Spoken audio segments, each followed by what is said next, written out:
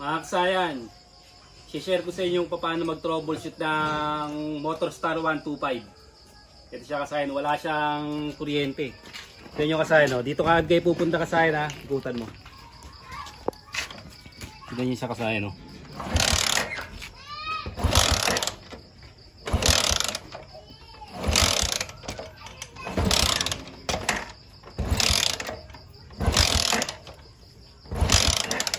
Walang kuryente kasayan, ha. Pero may karga naman ang kanyang battery. Bali naka battery operated na to kasayan, ha. Check natin yung ano.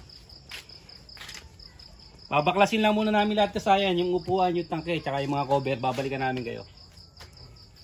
Kaya kasayan, natanggal na natin kasayan, no. Gagamitan lang natin siya ng test light. Siya kasayan. Alin man dito kasayan yung mga itetest nyo po, pwede. Pwedeng ignition coil muna, pwedeng CDI. Lagay lang natin sa positive. Testing natin yung connection ng ano, ng ignition coil. Okay siya. Yung high tension wire. Okay siya kasayan, ayan, malakas ang ano niya. Okay. Okay na okay ang wiring ng ano, ignition coil. Tapos kasayan, puro tayo sa CDI. Siya kasayan, ha. Unahin natin yung negative kasi nasa positive tayo, eh. Nakalagay sa positive yung ating test clip. Ito yung pulsar ground sa baba kasayan, tandaan nyo, ha. Ganito yung forma ng CDI. Ito yung pinaka TTT niya. Yung kulay green, ito yung pulsar ground. Okay ang linya kasayan, ha.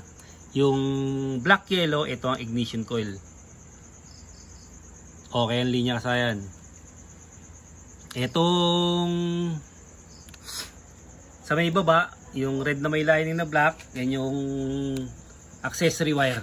Itetest natin yung accessory wire. Kailangan naka ano siya, naka open yung ano niya, open sa sisian. Itong accessory wire kasayan, dito siya. Lalagay natin sa negative. Kasayan, ha. Tapos bubuksan natin yung ano. Okay, kasayan. Ito yung accessory wire. Okay yung accessory wire. Tapos kasayan, kung halimbawa wala kayong ano nito kasayan, ha, wala kayong test light. Ito pa isang malupit na pang ano. Yung malupit na pang ano nyo, pang test. Natin. Ilalagay nyo lang kasayan sa continuity. Sa mga walang test light, mas malupit to kasayan. Pwede siya. Siya kasayan, ha. Alam mo lahat yung makikita nila yung ano. Testingin natin yung ignition coil.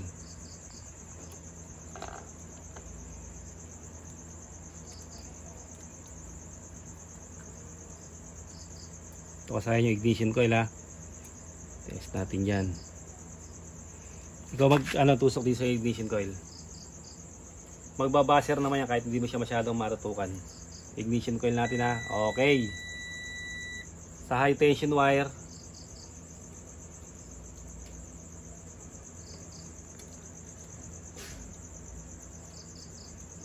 tusok mo sa high tension wire. Okay. Sa negative, tusok mo sa battery. Okay, lagay mo sa body ground dito, dikit mo dito. Okay. Tapos itong accessory wire, sa flasher relay siya.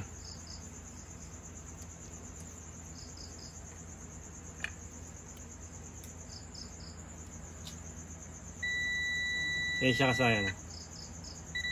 Okay, buo yung ano niya, yung linya niya.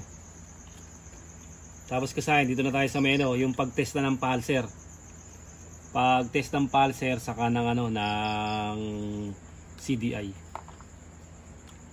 Gamit lang ulit natin yung test light natin. Lalagay natin sa positive.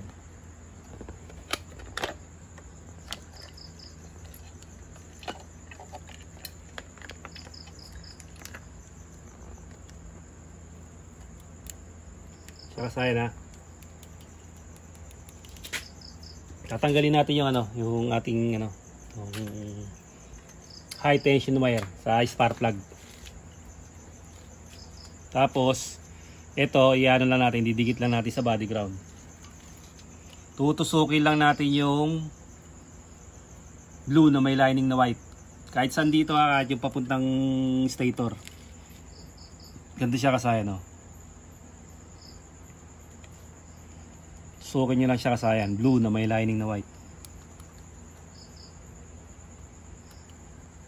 So tusukin nyo lang yung steady ha, baka masira yung stator nyo eh. Yung pulser nyo.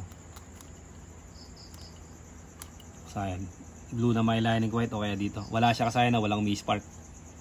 Ito yung pag-test kasayan ng ano ha, CDI or pulser.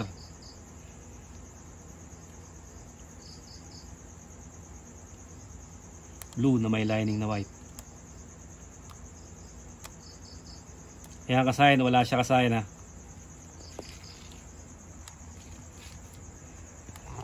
Siyempre bago tayo magpalit ng ano, magpalit ng stator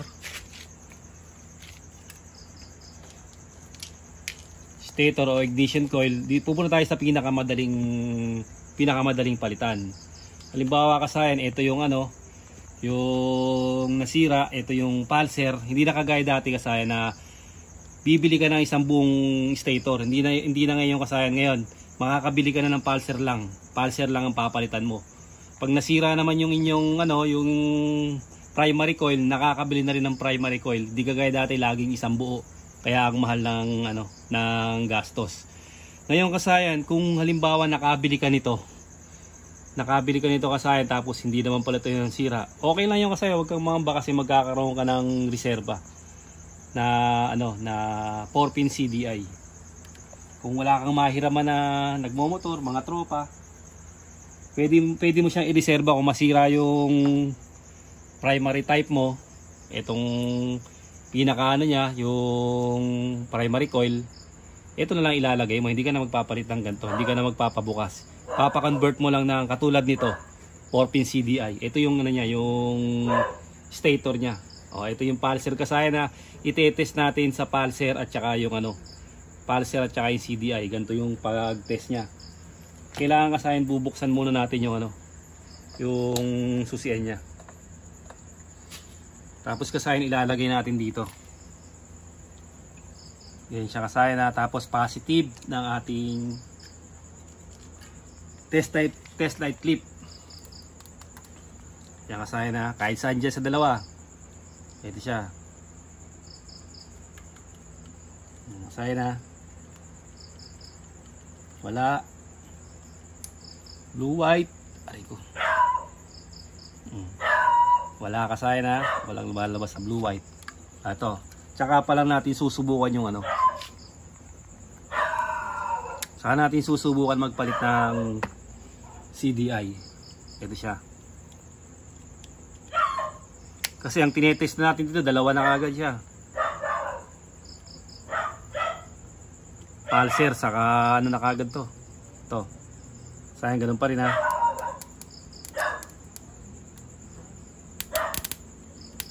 Ayan kasayan, nakita nyo kasayan ha. Nag-spark siya kasayan. Tapos ito kasayan ha. Yung sinasabi ko sa inyo na blue white din. Ito. Tuwan mo kasayan ha, para hindi maguluhan yung ating mga tagapanood at ng mga nagdi-DIY. Ito siya. Siya kasayan ha. Ibig sabihin kasayan, may kuryente na siyang lumabas. Yung kasayan, lalagay na natin siya rito.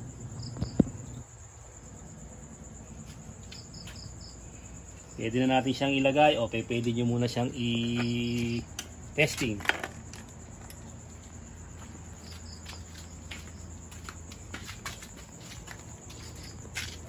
Ito siya. Testing natin sa kuryente. Ito tayo, no?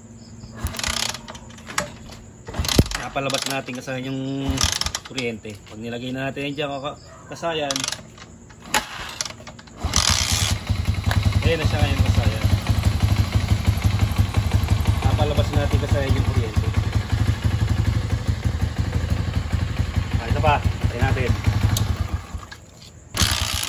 akin lumabas na yung kuryente niya.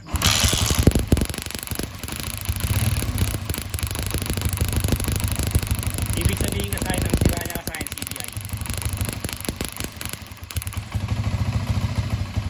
CDI naging sira niya kasayan. Ganoon lang kasayan pag troubleshoot kasayan ha. Tandaan nyo lang kasayan yung ano to kasayan ha, yung tatlo ha. Kung paano siya itetes. Kailangan lahat siya may supply siya ng kuryente ha, yung CDI tsaka yung ignition coil. Saka yung pulser kaya lang po ang buwang din niya. Shoutout nga pa tayo kasayan kay Kasayan Robert natin. Kay Kasayan Robert Alan Sandico ng TK Malolos Bulacan. Happy birthday sa iyo Kasayan Robert Alan Sandico ng TK Malolos Bulacan. Hanggang dito na lang mga kasayan. Salamat sa panonood.